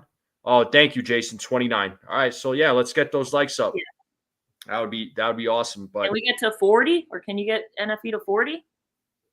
Yeah, can we? There's 34 people in the chat on YouTube. Yeah. And if you're if we could get to 40, that would be awesome. Hit those emojis down there at the bottom too. So 5-egg white omelet, apple, some grapes, and a glass of orange juice for Izzy. All right. Nice. Very healthy. All right. That's cool. But Nestor did pitch a gem, man. Sorry, I'm reading the comments. I'm saying Nestor did pitch a gem. And Ronnie with another Strike Zone membership. Shout out to you, Ronnie. The man. Rodney's like the man. The most generous. So shout out to you, Ronnie. You're the man, bro. You just gifted somebody else a membership. So if you're in the chat, make sure you all thank Rodney. He's been giving out memberships like Oprah. You get a membership, and you get a membership, and you get a membership. All of you get a membership. There you go. But let me put out here's the link to the open panel, folks. So for anybody who wants to come on, I'll invite you all on one at a time. We'll talk about yesterday's game. Tell us how you feeling about today's game. Talk about the lineup, and then go from there. And I got Ken in the back. I'll bring you up here, Ken. You ready to go, man? Cool. You gave me the thumbs up. What's up, sir? Not a lot. Got grandbaby duty today. I'm not going to be able to do the play-by-play because I have back-to-school day at 1 o'clock with my granddaughter so that she can meet her public school teacher. Mm-hmm. And at 4, I have back-to-school day with my grandson. So you're a busy grandfather, man. So right now, Uncle Beezy is holding down the fort and looking after the young ones while I'm here. No, I hear you. Well, luckily I didn't get a phone call today to go drop my nephew off to school. So because you had Erica as backup, so you're good to go. At the worst case scenario, she could do her strike 3 thing and entertain the crowd for a while. She didn't see me do my Hulk Hogan. But Ken, give me your. And shout out to my guy real quick. Sorry, the Ace Avenue. Shout out to you, man. Sorry, tune into your show yesterday. You were doing the play-by-play. Good channel. Make sure you all subscribe. Shout out to you, bro. Hopefully you're having a good day. Huh? What's up, Ace? Yeah. I thought he said see ya, and I was like, oh, okay. No. My bad. on Ace's play-by-play, Shia is his one of his call things. My bad. Missed it. Yeah. No, it's all good. But yeah, Ken, let me get your thoughts on last night's game. Let me get your thoughts on tonight's game, your thoughts on the team. I mean, honestly, wasn't really impressed with last night's game because it was a two-player show, and you need to see the other kids start hitting, or this is going to be a very short postseason for us because they are going to face real pitchers, not the guy that they faced last night. He had 3 major league games, a mid-7 ERA, and he topped out at like a 92-mile-an-hour fastball. Well, Jack with the blind and a pinata bat could hit a freaking ball off of that. Yeah, but there's been times where we've seen the bats go bat or hit terribly against bad pitchers. So that's true. It's and left-handed ones and left-handed bats at that too. Exactly. Or pitchers at that too. But I'll tell you what, all the kudos, in my personal opinion, go to Nestor Cortes. Everyone was rocking that he's a bum. He'll be out of here by 3.5, 4. And he saved the bullpen's butt last night. I mean, we only had to have Mesa come in as for mop-up duty because the onslaught that Judge and Soto did. So we didn't really have to leverage any real pitchers that had been worn out the night before because we used the entire pen. I suspect that today Gerrit is going to give us a decent count and will give the bullpen more time to rest. But those guys in the pen, they look seriously gassed. They do, and I'm glad Nestor was able to go 7 innings, and I'm glad Mesa was able to come in, close it out, and pitch the remaining 2. Hopefully you see the same thing with Cole today. I mean, I would love for him to go 6-7 innings. That would be awesome. I mean, who would have thunk that Cortez threw a shutout through 7 against the freaking Guardians? Nobody. Exactly. Not one person. If they did, they should have been on the lottery getting their damn numbers. Yeah, not one person. Yeah, I definitely didn't think so. I mean, some folks probably thought he was going to go 4 innings, give up 4 runs, and the Yankees bats were just going to probably not do well. So, But you've got the massive Yankee fans that hate Cortez, and then he pitches a gem like this one. And his last outing was very good also. So, I mean, the guy wasn't. The guy he may not be a 95-mile-an-hour flamethrower, but he has value added to the team. Plain and simple, he's a 5-starter, and he does what he needs to. There are bad outings, make no mistake about that, where he gets his ass handed to him. But he has come through when we really needed him to. Yeah, which is something, Eric, I'll let you speak here momentarily. But, yeah, that's something you want to see from – he's a number 5 guy. I get that, but I want it – as long as he has a good performance. I'm not expecting everybody in the rotation to be an ace, but just go out there and have a good outing. You know what I mean? And he's shown that in the last 2 games, and that's exactly what I wanted. That's exactly what I want to see from Cortez. So, yeah, I'm grateful for the last 2 outings. It's just the thing with me is, and yes, he is a number 5 starter. Like what he does at the 5th spot in the rotation is great. But if you look before these 2 games, like he's just so inconsistent, and that's why I'm just like, before his starts, I'm just like, I don't know what I'm gonna get out of him because he obviously doesn't throw hard enough that he can't lack command. And when he lacks command, that's when he gets torn up. And I mean, before these last 2 starts, granted, we're talking about now the present, so hopefully he can continue this. But there's nothing to really applaud. Like go 4 and 1/3, 4 1/3, 4 2/3. You know what I mean? Like there's just more bad than good, and that's why people were ready to write him off. And I don't think that's unfair to us. You can't hold that against us because he's proven that he's bad more than he's good. So I mean, if he's figured something out, then great. It's a value to us. But to me, it's kind of like Rodon, where it's just like I want to be all in on him, but I can't because he hasn't really shown that he can be consistently that good. I mean, having been a pitcher at Division I understand how hard it is to actually pitch to tough hitters. Every pitcher that steps on the hill will have their difficulties. I mean, Corbin Burns gave up 8 runs last Friday and got hammered. He didn't make it out of the 4th. Mm-hmm. And he is one of the top pitchers in the league. You look throughout the league, everybody has bad games. Heel. Look at Heel. At the beginning of the year, everyone was putting him in the conversation for Cy Young, Rookie of the Year, and he went through a stretch where he got hammered for 3-4 games. Then he made an uptick, then had a bad game, got hurt. So where's Heel in the pecking order of pitching? Clark Schmidt in the early part of the season, he couldn't make it past 75 pitches without bad shit happening. But then he started getting it together, started doing well. He got injured.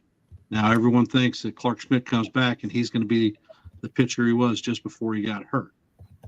I don't know. I can't tell you that. Gerrit's gotten hammered coming in early. Granted, he was on rehab starts for a very short amount of time, and he's working. He's not in September form for what Cole is and where we need him to be. So every pitcher is going to have their problems. It's just whether they can work through it, gut it out, and a lot of that involves run support from the people that are in the lineup. And if you look at the Yankee pitchers, when we go bad, we go real bad. No doubt. So before I bring up, I see Nosebleed section and Jason. Before I bring these two up, I'm going to throw this question to you, Ken, because Eric and I, we were kind of discussing it, and let me ask the question. I'll bring these two gentlemen up when they're ready to go. The first base situation, because we talked about Ben Rice, DJ LeMahieu, Anthony Rizzo. How do you address that situation? Because we were talking about how Ben Rice, he really has not been hitting, although people would rather see him over DJ, even though neither one of them have really been playing well. He's hitting what, 057 for the last 7 games? 10 or so games. Yeah, 59. But either way, not great, right? It's horrible. Yeah. Honestly, but I think the Yankees don't have faith in Rice being the guy. He's not going to be the guy next year. If he was, they would give him the playing time. They would give him the time to make his adjustments. To hell with DJ. DJ is a better glove man, and that's his only value added at this point because his bat it's just not there. And I am a DJ fan. For sure. Nosebleed says he's ready to go. Jason, you good? All right, I'm bringing both of you gentlemen on. And I'll have you guys answer those questions too. But shout out to Nosebleed and Jason, my guy. What's up? What's up, brother? Erica and Erica. If you're going to do something, I think you bring up TJ Rumsfeld, send Rice back down, and give him a shot. Rumsfeld is a legitimate first baseman. If you're worried about the bat, you're not getting anything out of the bats at first base anyhow. So. Mm-hmm. Do you see a scenario where Anthony Rizzo comes back and they send Ben Rice back down to the minors? I know they've talked about it, but I don't know. Okay. I don't have a firm one on that. Jason, what about you, Jason? What do you think about the first base situation? Well, I'm glad you brought that up because somebody in my live stream last night, I don't know if you were in it when you were there, if you heard, but somebody, and I can't remember who it is, but I got to give a special thank you to him. Mm-hmm. Out that when the Yankees drafted Austin Wells, he was a catcher and first baseman. Okay, Austin Wells, if you want to keep him in the lineup and not have a downgrade at catcher, when Trevino's catching, and I do think he'll catch 1 or 2 days a week, you can move Austin Wells to first and still keep his bat in the lineup. and it would be an upgrade over DJ, over Rice, over Rizzo, over all these guys. So you can still keep elite defense at the catcher spot and keep Austin Wells in the lineup at the same time. I actually said that 2 streams ago, Jason. No, you made a point too, and somebody brought it up last night too. So thank you guys for bringing it up, because it's a fan. And I forgot for some reason, didn't remember that the Yankees drafted him because of his positional versatility. So, and they like that, and his durability too. So this is a good. It's a good option that the Yankees have at their disposal if they don't want to play Rice, if they don't want to play Rumsfeld, if they don't want to play DJ or whoever else. And again, it would not require a roster move because he's already here. Yeah, I like that a lot. And I mentioned that before, that I think if Stanton was still injured, I would think Wells would be in the DH spot. But because it's so clogged up with whether it's, giving Judge a day off his feet, Soto a day off his feet, and now Stanton has to get plugged into DH, then it kind of screws Wells over. I forgot that he was a first baseman too, but I doubt they're going to do that this late in the season now, but they should, in the offseason next year, give him reps at first base so that he can, get used to that. But yeah, because Wells not being in the lineup every day really does hurt this offense. Yep. No doubt. And there's a doggy in the background. Yeah, that's my dog, sorry. That's why I love the people on the channel, because they remind us of things we weren't thinking about. Yeah. Great. But real quick, I want to let me get some thoughts from Nosebleed, man. What's going on? So, your thoughts on last night's game, today's game, the first base situation, and then I'm going to ask a question that's going to all of you, and I want to hear your guys' thoughts. But Nosebleed, the floor is yours, man. Well, yesterday I thought Nestor was going to have a complete game shutout, so I knew he was going to give up no runs. So I was the only one, probably. I think, yeah, you might have been the only one. There might have been one other person that thought that, but good on you, man. Aaron Boone, probably. You and Aaron Boone. Well,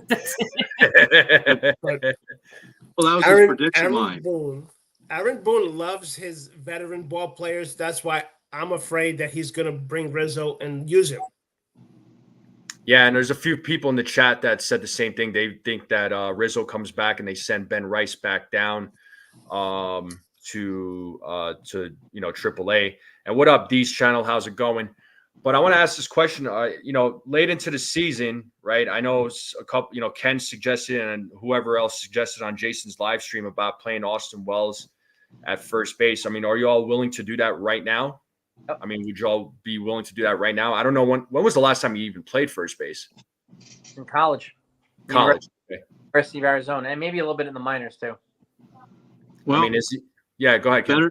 Better find out now than in the postseason and get it all crapped up, because when you set your first series roster, it's not changing unless there's an injury. And to your point too, Ken, it's better to have a stout defender or catcher, because those guys transition better to first base than anybody else. He's right behind the plate. Transition to pretty good defender first base. All right, Erica, your thoughts? No, I mean, it'd be great because that Trevino's going to get starts back there, and then that means Wells doesn't play. So someone said, no, we need Wells' arm behind the plate. Yeah, but he's still going to, no matter what, get 2 days off a week. So might as well try to plug him in somewhere in this lineup so that he doesn't lose any reps, or you know what I mean? Like that left-hand bat is valuable. You saw it off the bench in game 1 against the Guardians. Like that guy can hit, man, and I hate when he's not in the lineup. That's like saying you're gonna sit. I mean, you can't say Judge or Soto because again, those guys what they're doing is insane. But it's like taking one of them out of the lineup. He's our third best hitter. For sure. Nosebleed? I'm afraid to use Wells at first in the season when he has no reps. Yeah. I would more like to see him and Stanton alternate when there's a righty lefty to get his bat in the lineup at least. Yeah, I wouldn't be opposed to him DHing if we want to see more of his bat, and if Trevino is at the dish. I would like to see Wells at the DH spot. I mean, I'm not opposed to him playing first base, but I don't know if I want to do that now. I'm not saying he would be bad. I just don't know if I would play him there right now. Although it is an option. So I'll say it like that. Erica, I think you were trying to say something. I will say in the regular season, maybe we don't see it, but in the playoffs, I do think that is a scenario that happens because you're not going to take Soto or Judge out of right field or the center field. So in that scenario, absolutely, Wells needs to be the DH if you're going righty lefty matchups, and let's just say it's a day that Trevino is going to start. Because I mean, I don't know if there's a certain pitcher that needs Trevino to start. Like I'm surprised that Trevino's not starting today for Cole. So who knows how many starts Trevino actually would get in the playoffs? But let's just say they do, then you have to plug Wells in a DH in the playoff scenario. And to your point, Erica, you make a good point too. Yankees. I mean, obviously the Yankees' offense has been an issue, right? 2 of the top 5 guys when it comes to OPS on the Yankees team are Trevino and Wells. Yeah, top 5. So having both of them in the lineup at the same time is probably a good idea. Yeah, I mean, if you're trying to see both of them play, both of them play at the same time. I mean, yeah, I think, in my opinion, I think Wells at the DH spot and Trevino at the plate if Trevino is starting, and we want to see Wells play as well. I mean, I think DH is probably the best spot. Again, I'm not necessarily opposed to him playing first base. I know he's played it before. Did he come out and say that he's not the most comfortable playing first base, or he would rather play catcher position, or was that like fan talk? I didn't hear that. Okay, just wondering, because people say things and I don't know. I don't know what's true and what isn't, so I just want to make sure that I'm not repeating any false information. And yeah, D-Rod's saying here, Wells can DH when Trevino plays. It's not that difficult to figure out. Why would you weaken an important defensive position for a player that hasn't played a position in years during a playoff push? So, well, who else is clutch in the playoffs? Stanton. Do you want to take Stanton's bat out of the lineup in the playoffs? I don't think so. Yeah, they're not. Yeah, he has been clutch in playoffs, and so has Glaber.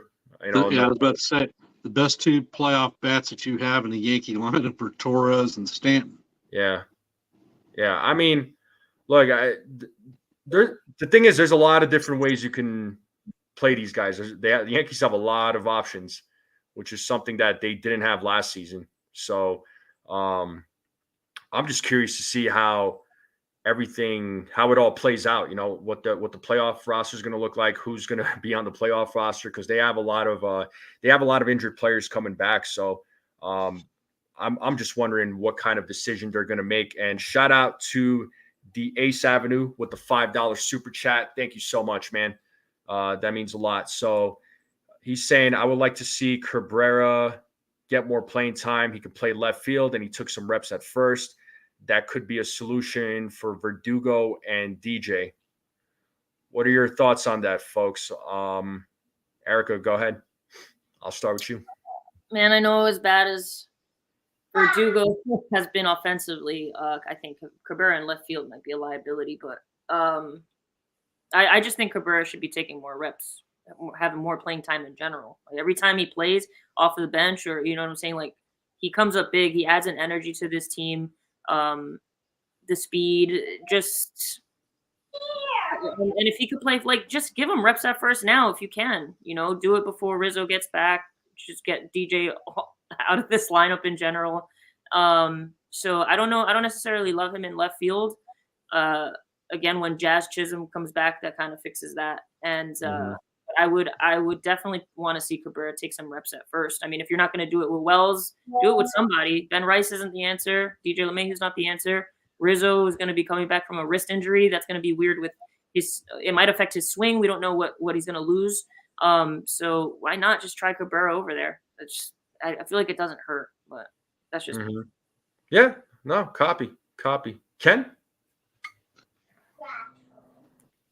The times that I've seen Cabrera playing at first, he doesn't really look comfortable at the position. I recall last year Cabrera in the outfield, he was a freaking soup sandwich. So I'm not really wanting to sacrifice defense on this team because we don't score a ton of runs. Yeah. I'm with you. I see where Ace Avenue is coming from, but yeah, I mean, It's great that Cabrera's the guy. You put him anywhere, he'll play. Like that's the thing with Cabrera. That's what I like about him. But I do like him better in the infield. And if anything, I'd rather see him play first base than the outfield. I'm not taking anything away from him as an outfielder, but he's better in the infield. That's all. That's just my thoughts on that. But I just wanted to say that. But Jason, what about you, man? Honestly, I mean, at the end of the day, I think Cabrera. I'm not opposed to Cabrera in the outfield, but he's going to be a placeholder until Jason Dominguez comes up in September. So I do think there's a good scenario, a good chance that Alex Verdugo might not make the postseason roster in this particular situation. So, and as much as his defense might be a little weak, Cabrera in the outfield, his arm is very strong. His arm is much better than Verdugo's arm. So it makes up, or at the very least complements his lack of defense. So, but I do think Dominguez ultimately will be taking over that left field spot come September, maybe come playoffs too. Mm-hmm. You think so? I think so. I mean, if Verdugo comes up, if Dominguez comes up and hits, then you have to consider sitting Verdugo. He's got to hit, just like Rizzo. He has to come up and hit in order for us to consider. So these veterans have to hit if we're going to sit the young kid. I mean, me personally, looking at Dominguez facing off against Skubal, and these are the type of pitchers that you're going to see come postseason time. He was completely outmatched. I don't think he's ever seen anybody like that. And go ahead. And that's the counter to it, I think. I do think the 1 game sample size is not enough for Dominguez, and he tends to need a couple games to heat up. Yeah. I'm more than him at this point than I am about Verdugo. And I like Verdugo, but I like the team better. And whoever's going to be a better player with that position, I think, should be the one playing. Also, you're going to see Skubal 5 times in a row. Like eventually the starting, your ace is your ace, and then it's not. You get above average to average starting pitching after that. So, I don't know. I feel like Jason will be able to hit. Oh, okay. Got it. Nosebleed. So I have a question. Okay. Jazz in center, Judge in left. No. Peraza at third. You get a young guy in there. Judge is still is probably better than Verdugo. You get rid of Verdugo's dead bat. I like Jazz in the infield, man. I mean, personally, I like him in the infield. That's just me. I'm not opposed to him playing the outfield, right? I'm just not. I don't know. I'm not feeling him in the outfield. I like what he's done in the infield so far. I like what he's doing at third base. I mean, he adjusted pretty well at third base before his injury. But I see where you're going with this. I understand. I get where you're going with this, and you're trying to find a way to put Peraza in there, which is that's a good question. That was good. But I like Jazz in the infield though. But that's me. That's me. But let me get everyone else's thoughts on what Nosebleed said. But Jason, let's start with you. I like Chaz in the infield better too. At the end of the day, my biggest concern in the infield is like Liberatore has been money in the postseason, but it's also been backed up with a season where he's hit. He's not really hitting this season that much, so he's going to be just as good in the postseason this year. That's the question I have, and if not, then Jazz should be at second with Peraza. My opinion. So, Jazz at second, Peraza at third. I'd be down with that. That brings an element of youth and speed in the lineup, which we're going to need in the postseason. All the teams are going to be dynamic and athletic teams. We're going to need it. No doubt. You're looking at John Birdie as a bench piece then, or first base if they're not going to try. They're not going to try Wells at first base. He plays multiple positions, Birdie. Yeah. So I would not be opposed to him at first base either. Yeah, Erica. Yeah, I like Birdie off the bench. Like I said, I think he's DJ LeMahieu 2.0. DJ is kind of there's something going on with him, but I don't like Aaron Judge in left field. Even when he has played this season, it looks awkward. He he's usually the center fielder. He takes command of the outfield, and they made some weird plays between him. I forget who was playing center field. Grisham, when Grisham's playing center field, and Judge is playing left. Like, it just looks awkward. I just fear that something wrong is going to happen out there. I'd rather him just be at center. I'd rather Jazz be in the infield. It sucks that he got injured, because you want to see Jazz get as many reps as possible at third base, but obviously his natural position is second. I don't think Glaber's going anywhere, so Glaber's your guy during the playoffs, unfortunately. The thing is, in the playoffs, everybody starts with a 0 average, so you could just get hot at the right time, and hopefully that's what we get out of Glaber. But yeah, there's just so many what ifs right now. We have to wait till all these guys come back for injury. Between the bullpen, Jazz, a guy like Birdie that we've been waiting around for all year. There's a lot can get fixed, but I want to just make sure that they get into these lineups early in September so that we can get them enough reps for the playoffs. So they have a lot of moving pieces that are coming in. So it's going to be interesting to see what they do. Good point. Yeah. All right. My opinion about Jazz at outfield. Yeah. I don't care for it because Jazz was drafted as a Diamondback. He was primarily a shortstop there, and got squeezed out because of Nick Ahmed, and I can't remember who the second shortstop was, but he was third on the depth chart. So he got shifted over to Miami. Miami used him at second for a little bit, but then they shifted him to the outfield. The Diamondbacks did something similar with Ketel Marte. They shifted him from second base to center field. Both players started amassing a lot of hamstring injuries. And if you look at Chisholm's injury history, this is only the second season he's played 100 games. When the Diamondbacks moved Marte back to second, look at the monster that kid is now. And I suspect that if Chisholm gets regular playing time in the infield without having to do the stress runs, dives, and whatnot, that he'll stay healthy next year.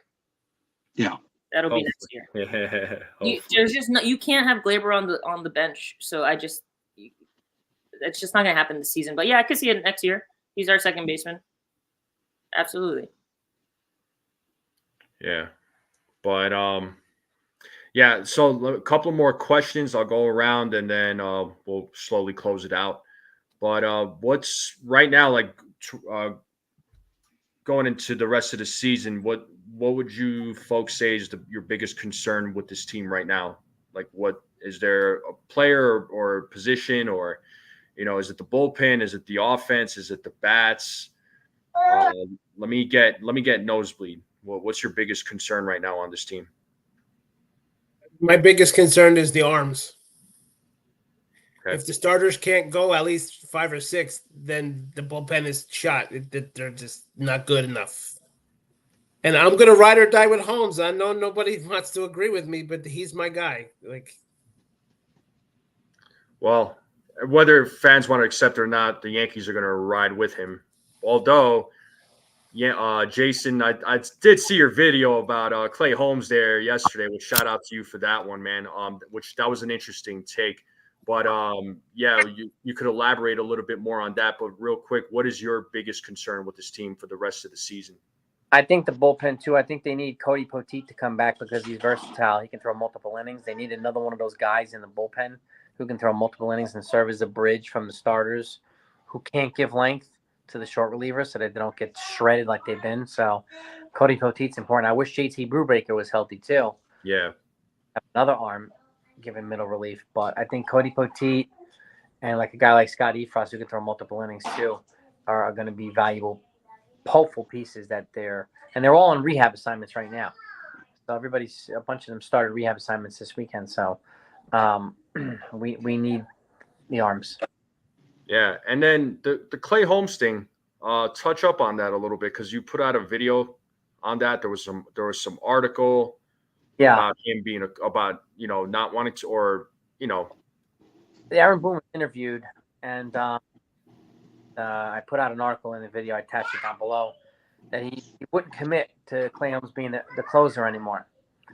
And so he was going to, look at the best fits and matchups and so on and so forth. So, and Clay Holmes at the same time, when they interviewed him, he showed an openness to go to the 7th and 8th inning and not necessarily be the closer. So it's an interesting take. Maybe there's a kind of a changing of mentality with the Yankees, and maybe they needed Clay Holmes to facilitate that or not, but that's a shift in their thinking right now, and I found it pretty interesting to see. And I think it would, going to give a sigh of relief to a lot of fans who don't think he's in the 9th inning.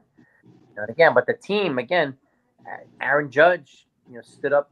They interviewed him the other day, and they said he's our guy too. He's the guy we want in the 9th. So the team is standing behind him too, and I do that loyalty, because it does matter, and it would instill some confidence in Clay Holmes. But I can only imagine what he's going through. That's a lot of issues, but there's no reason to just say 10 blown saves 100 different ways. So I think they're trying to figure out a way to get past that and create a solution here. So I found it interesting. Yeah, no doubt, man. No doubt. Yeah, that was interesting when you talked about it. So I was just like, huh. All right, so cool. Ken? I'm not as concerned about the bullpen because we have guys that are capable of filling the spots, and they're coming back, and they will take innings, and they'll be fresh. For me, it's the consistent situational hitting. Come postseason time, you have to be able to manufacture runs. We're not going to go out and bang 6 home runs off of another team's starter or bullpen, because you're going to be facing the top of the top. You look at in the event that we get the series and lock up with Philly, their starting 5 is pretty solid, and their bullpen is pretty good too. If we go up against the Diamondbacks,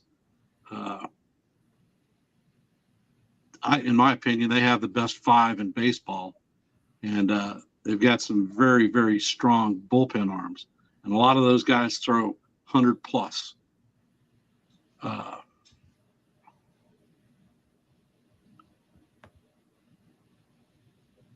Cleveland, I'm confident that we could match up reasonably well against them. The Orioles, I think, are in shambles. They have a very weak starting rotation because 4 of their 5 normal starters are on the IL, including their new shiny toy in Eflin. And he has a shoulder injury, so I'm not sure that he'll even make it back. And then they've got Parrot Boy closing, and every time he touches the field, he gives up a 2 or a 3 run shot. So situational hitting for us is my key fact. And if it I personally think that the Yankees are going to leave some of these veteran guys off the postseason roster. I don't think they'll be there. Yeah. Well, hopefully. I mean, you got to play your best players, plain and simple. If they're not, if some players are not contributing, they can't be on the playoff roster. That's 100%, man. Just remember, for each series, you get a reset. Mm-hmm. You can add or drop people down as situation requires.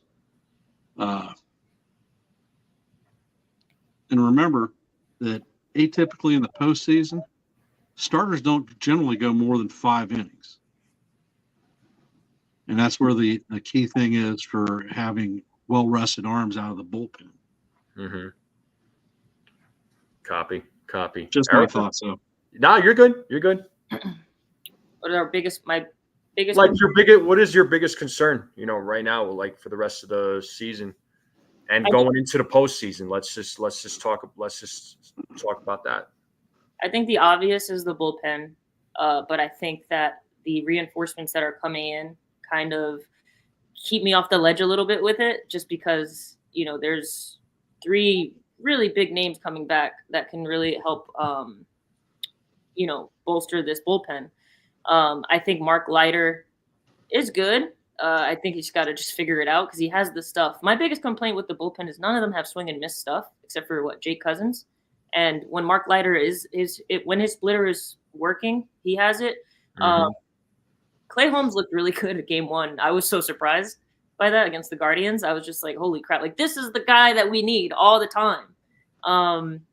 But yeah, I mean, to me though, the glaring hole is the runners in scoring position, just like Ken said, the situational hitting. You had Anthony Volpe. I mean, you've seen it all season long. It's just been an issue all year. The only two guys that are doing anything are Soto and Judge. You had Volpe on third base with nobody out, and they weren't able to get him in. You know, but also just the boneheaded coaching decisions at third base, like why Grisham didn't score on that play is crazy, and it's happened multiple times during the year. It's just like maybe it's just like a focus thing. Like it just feels like they're so lackadaisical sometimes, and it's almost like we care a little bit more than they do. And I know that it's a long season and things can just become, I don't know. I don't know the words, but you know, it's a long season to them. So, but they just need to get their heads in the game. But like I said, it's the easy route is to say bullpen, but runners in scoring position. I mean, how many games have it's been that they've been like 1 for 11, 1 for 16, 1 for 8? Like that's unexcusable. And they really, really need to figure it out. I mean, if you don't have the power, then, you know, learn how to bunt people over or do something. So, and I think we do match up well because no team is running away with it. I think we do match up well with a lot of teams in the American League. But it's the freaking Astros, man. I'm telling you, they're going to be the ones that are going to give us the biggest issue if we have to go up against them. They have the experience, and they have the pitching. They have the freaking closer. Haters finally come around. So yeah, we'll see what happens.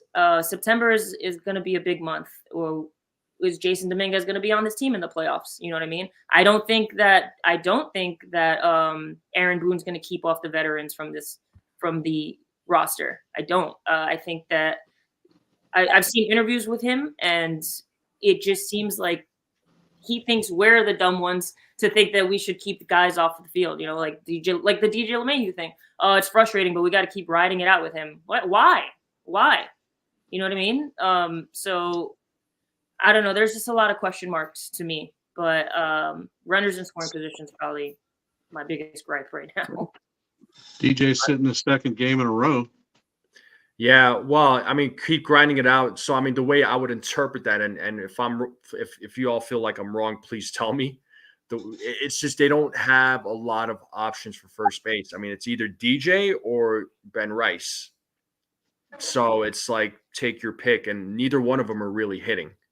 You know, let's be honest. Neither one of them they're not making it happen. First base is a little weak at the moment. So hopefully when you see John Birdie come back and Anthony Rizzo come back, who knows what they're going to do at first base, but you don't know who's going to, but between Ben Rice and DJ, it's neither one of them is better than the other. So it's like it's not like Ben Rice is playing any better. Not really. I mean, so neither is DJ.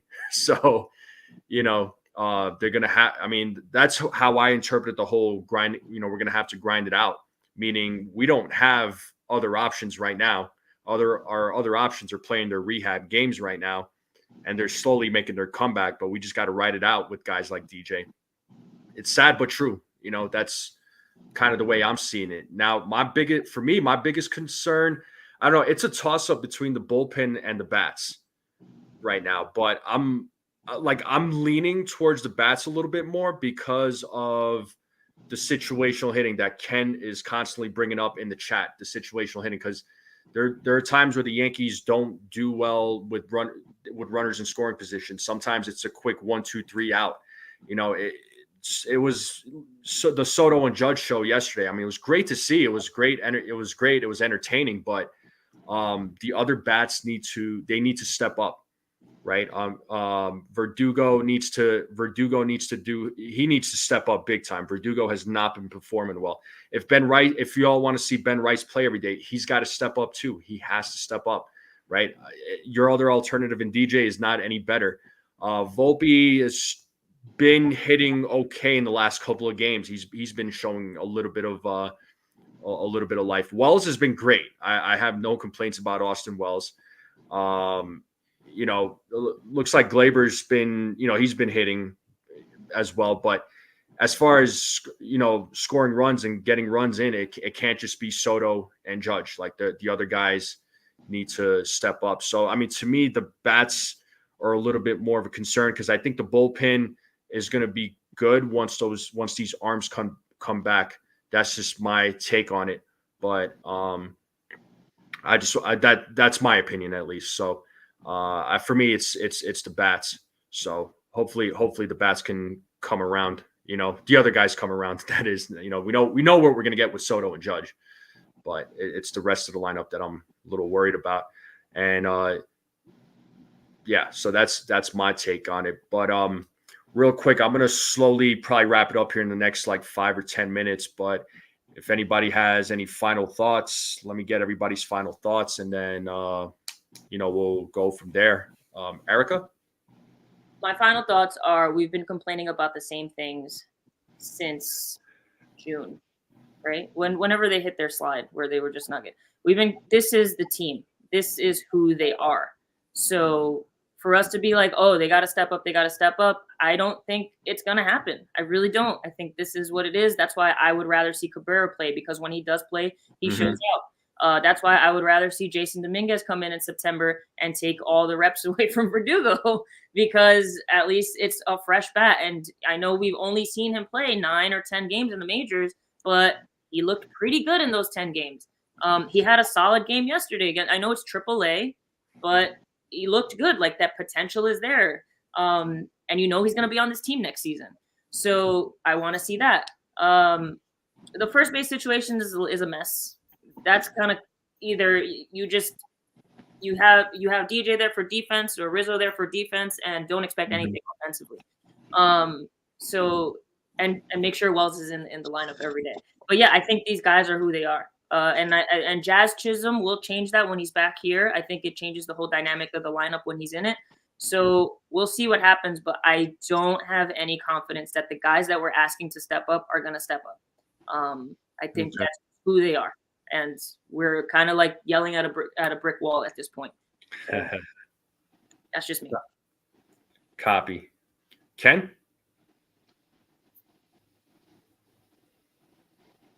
The game on Sunday, when we faced Scooble, the Yankees lost, but I was very happy with the team in general, because what they did is they weren't making 1-pitch, 2-pitch outs. They wore Scooble's ass out, taking pitches, fouling them off, just keeping in the game, and they drove him out by the 6th inning. And you're talking probably the American League Cy Young winner this year. So if they can grind at bats out like that, good things will happen. 100%. Yeah, agreed. Yeah, even though the Yankees lost that game, the bats actually, they did wear out Scooble. That wasn't Scooble's best outing either. And Stroman kept up with them. So 100%. If only the bats were able to score, that was the biggest frustration with that game. But if you keep in at bats like that, you're going to score eventually. And they did what they needed to do to win. We just couldn't close the damn thing out. Yeah, you got it, man. Jason. You all make some really valid points. I mean, you're all right too. It's a little bit of the bats, like Erica's point too. Like there isn't a team that has run away from their division at any point in time. So the Yankees do have, and there is some truth, as much as people hate saying, as much as people mock Boone, that it's here right in front of us. They do have the pieces that they need here to put them in a position. I mean, they were lighting the world on fire with the same roster before. So, and then they got hurt and things fall apart in there. But they've got to find their reinforcements, right? Jazz Chisholm needs to come back.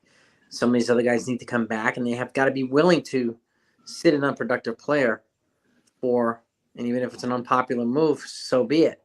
At the end of the day, you need all hands on deck to make a deep run in the postseason, right? Arizona's not going to sign. They're not going to sleep. I mean, they're quietly just making a lot of noise. And they've won. I think they're 29-5 in the last 35 games. They're back in.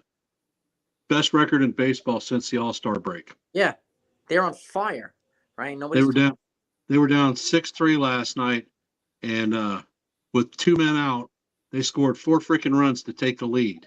Yeah, it's crazy. They grind shit out. They don't stop. Yeah, and this is one reason I emphasize a lot, like all year. I don't care. I mean, we know Soto and Judge are going to be 2-3, but we need the 1, the 4, and the 5 to be stable around them, because the 1 will help set these guys up at the 2 and 3, and the 4 and the 5 will help set guys like Anthony Volpe and the rest of them. I'd rather Anthony Volpe hit an RBI or a 2-run double instead of a solo double. I'd rather Judge home runs be 3-run shots instead of solo shots, right? That's why it's important to have that balance in that lineup. This is why we need Jazz back. This is why we need, Birdie at the very least on the bench, if not on the team. This is why we need Jason Dominguez here, right? And at the end of the day, we need to have a much more balanced attack, because that much more balanced attack would have knocked Scooble out probably in the 4th inning instead of the 6th. So they do have the ability to beat the good pitchers but they've got to be healthy to do it, and they haven't been healthy a lot of the year. So I am excited about what the team can look like once all hands are on deck, once a lot of these reinforcements come back. A lot of unpopular roster moves are going to have to happen in order to do that, because you have basically a third of the team that's not here right now. So it all has to revolve around the 26.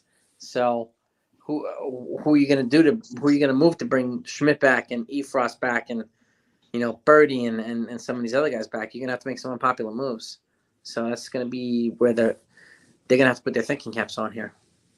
Well, there are 5 moves in the pet between the rotation of the pet that have to be made. Mm-hmm. Yes, indeed. And then another 2 to 3 on the infield. So you're talking 8 players shifted. Yeah, and this is why I think it's important for them to consider, not having one of their veterans on the postseason roster, because you're going to have to make room for one of these other guys if they prove to be up for the task. Copy. No, valid points from everybody. So, Nosebleed, let's hear from you, man. When it comes to the veterans and not playing, back in '96, Tino sat for fielder at first base. So it's possible that decisions are going to have to be made, and luckily we're not management, so we don't have to make these decisions. Thank goodness. Also different personnel, though, man. Cashman runs the show. Huh? But there are 3 people in the bullpen that I know can be moved, can be replaced. I don't know if they're going to be replaced, but they can be replaced. Okay. The one that pitched last night, because he needs to go. Meza. Okay. Yeah, Meza. Okay. And I know Hill is the only lefty we have, but he could be replaced. So let me ask you this with the lefty situation, because they're not, if they replace Hill, they don't have any lefty arms then at that point. Yeah, I don't believe in the lefty-righty matchup. It's not about the lefty-righty matchup. It's just having those lefty arms in the bullpen it's nice to have is what I'm saying. But it's I understand the lefty-righty matchup. I get that, but I mean, wouldn't you want a lefty arm in the bullpen? You don't want your entire bullpen being all righties, right? I mean, that's my take on it. Again, I'm not telling you how to. in the postseason, you're going to have one. You're going to have Cortez. Because he's not going to be a starter. Cortez is going to the bullpen. Okay. All right. Fair enough. But you don't know what Schmidt's going to give you because he's just coming back. You don't know what Efros is going to give you because he's just coming back. So you don't know. You're hoping, but you don't really know what these people are going to give you when they're coming back from injury because they're coming back. They're not here all year. For sure. No doubt. No, all valid points. I get, I totally get it from everybody. Everybody, you all have your own mind. So thank you for always bringing it. But here's the thing. My final thoughts. I don't know what the Yankees are going to do. I have no idea. I mean, I've run different scenarios in my head as far as they're going to make this move or they're going to make that move. Here's what I see happening. I played a lot of different scenarios in my head, but right now I have no idea what they're going to do. I wish I was I wish I was a fly in the room listening in to the conversation or listening on those discussions. That would be awesome. But at the end of the day, we can have our wishes, our wish list, but at the end of the day, they make the decisions. That's all there is to it. And whether we like it or not, we have to live with it. We don't have to like it, but we got to live with it. So that's all there is to it. But with that being said, I am gonna close it out here. So I am going to do the play-by-play here in about an hour and a half. So I hope to see all of you there. So I'll be calling today's game. And John, yeah, they're playing tomorrow. The Rockies are coming into town. So they got a 3-game set against the Rockies. So be interesting to see how that series plays out. But hey, after that, we get the Nationals and we get to face our good buddy Joey Gallo again. Yeah, Joey Gallo, the best left fielder ever. Just kidding. But yeah, I'll close it out here, but real quick. But yeah, thank you to all of you that jumped on the open panel. Greatly appreciate it. Erica, you rocked out with me, so you jumped on with me. Ken, as always, you're the man. Jason, you already know, bro. If you guys haven't subscribed to 161 River Ave, I don't know what you're doing. So make sure you all subscribe to 161 River Ave. He does a really good job with this channel. So always does an awesome job. So love getting his insight as always. And Nosebleed, you already know, man. You're always welcome on here, man. So you bring some good insight to the table too. So just know that.